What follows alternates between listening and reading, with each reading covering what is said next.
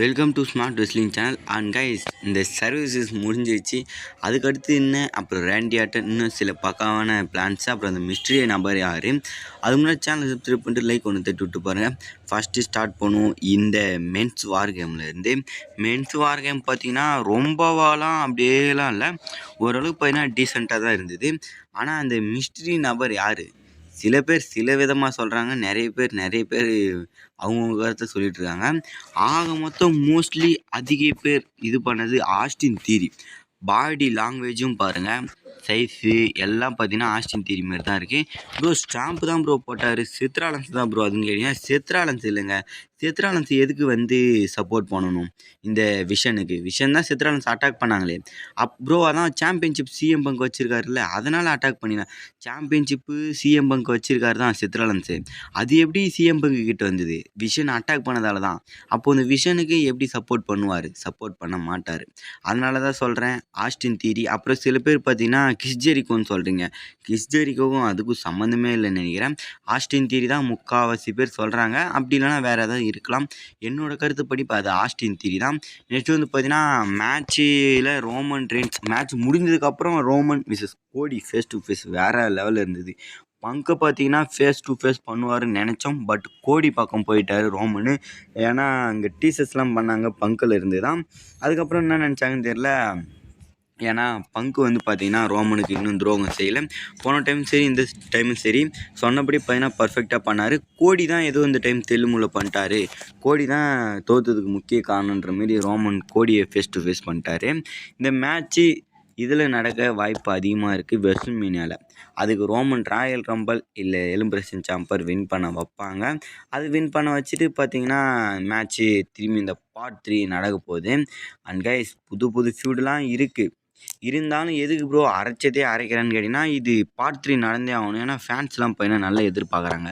அது மாதிரி பார்த்தீங்கன்னா மேட்ச் ஸ்லோவாக இருந்துகிட்டே இருக்கும். எண்டிங்கில் பார்த்தீங்கன்னா பிராக்கும் ரோமனும் ஓரளவுக்கு பார்த்தீங்கன்னா வேறு லெவலில் பண்ணி விட்டார். பிராக்கும் பார்த்தீங்கன்னா தூக்கி போடுன்னு போட்டு தள்ளிட்டார். ரோமனும் பிராக்கும் வெளியிலாம் அடிச்சுக்கிட்டாங்க. அது கொஞ்சம் நல்லா இருந்தது. அப்படியே ஒரு மாதிரி கொஞ்சம் இதுவாக கொண்டு போனாங்க. ரொம்ப டீப்பாலாம் போல், லேசாக க்ளோஸ்அப்பில் கொண்டு போயிட்டு யாரோ ஒரு மிஸ்ட்ரி நபர் அட்டாக் பண்ணிட்டு மேட்ச் தோற்று பிராக் லெஸ்னர் டீமை வின் பண்ண மாதிரி காமிச்சிட்டாங்க. ரோமன் மூஞ்ச பாருங்கள், அடா பாவீங்களா என்னடா இப்படி பண்ணிட்டீங்களே அப்படின்ற மாதிரி பார்க்குறாரு. இப்போது ரோமன் அடுத்த பிளான் இப்போதைக்கு ரோமன் பார்த்தீங்கன்னா கொஞ்சம் நாட்கள் பிரேக் எடுக்கலாம். கண்டினியூஸ்னாக மோதினா இப்போ ராயல் ரம்பிள் இந்த மாதிரி மோதுற மாதிரி வந்துடும்.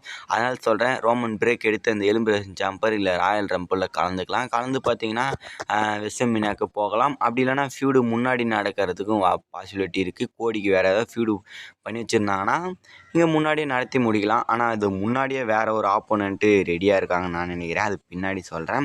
பிரான் பிரேக்கர் உயிர்ந்தாரில்ல, அந்த கைத்து பார்த்தீங்கன்னா இந்த தூக்கி போடும்போது ஒரு மாதிரி சுலுக்கிட்டு போட்ட மாதிரி ஆகுது. அது இன்னும் ரிசல்ட்டு தெரியல. இன்ஜுரி ஆகிறதுக்கு மேபி வாய்ப்பு இருக்குன்ற மாதிரி சொல்லியிருந்தாங்க.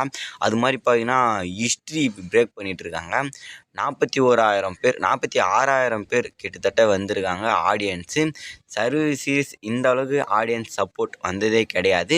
ஏன்னா கெப்பாசிட்டி இருக்கிற ஆளுங்க ராக்கு ட்ரூ ஒரு பக்கம் பெரிய ஆளுங்க, இந்த ஈல் டீமில் ரொம்ப பெரிய ஆளுங்க. இந்த சைடு பார்த்திங்கன்னா ரோமனுக்கோசரம் ராக்குக்கோசரம் ட்ரூக்கோசரம் ஃபேன் இருப்பாங்க. அது மாதிரி ரோமனு, சிஎம் பங்கு, கோடி rose, J Uso, Jimmy Uso அவங்கவுங்க ஃபேன்ஸுக்கோசரமே பார்த்திங்கன்னா ஆடியன்ஸ் ஃபுல் பண்ணி விட்டாங்க.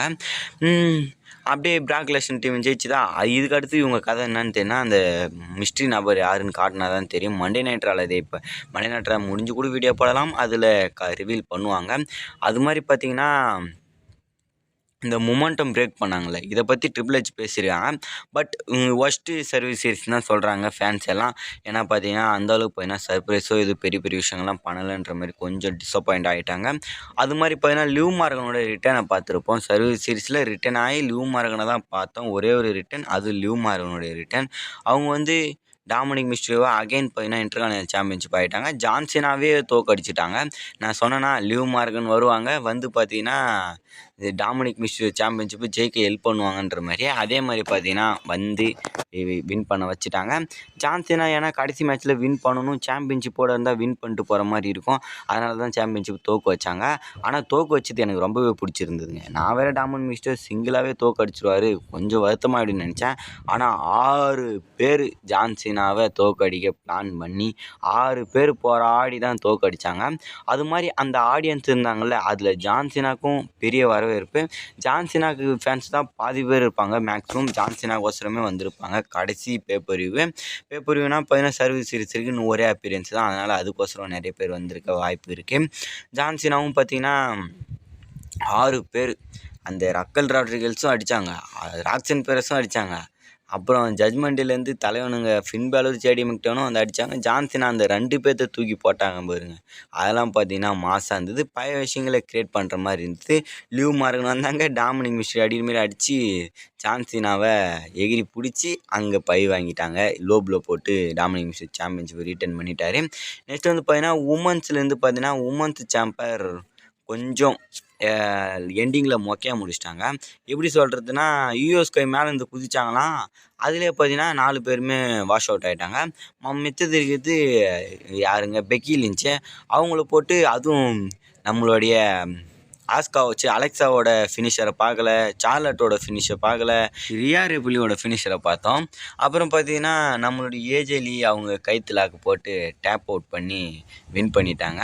ஆனால் குதித்து 4 பேர் வாஷ் அவுட் ஆகிட்டாங்க பாரு, அதை தான் என்னால் ஏற்றுக்கவே முடியல. ஆனால் பரவாயில்ல, ஸ்டார்டிங்கில் கொஞ்சம் நல்லா இருந்தது, எண்டிங்கில் தான் பார்த்தீங்கன்னா கொஞ்சம் சொதப்பின மாதிரி ஆயிடுச்சு. இந்த உமன்ஸ் வார் கேம் அப்புறம் மென்ஸை பற்றி நீங்கள் என்ன நினைக்கிறீங்க? உங்களுக்கு ஏதாவது தரமான விஷயம் நடந்ததுன்றதை கமெண்ட் பண்ணுங்கள். நெக்ஸ்ட் வந்து பார்த்தீங்கன்னா நம்ம ஃபைனலாக வருவோம் தலைவன் ரேண்டி ஆர்டன் வெய்ப்பர்லேருந்து. இங்கே பார்த்தீங்கன்னா ரேண்டி ஆர்டன் ரிட்டர்ன் பண்ண போகிறாரு வரப்போகிற ஸ்மாக் டவுனில்.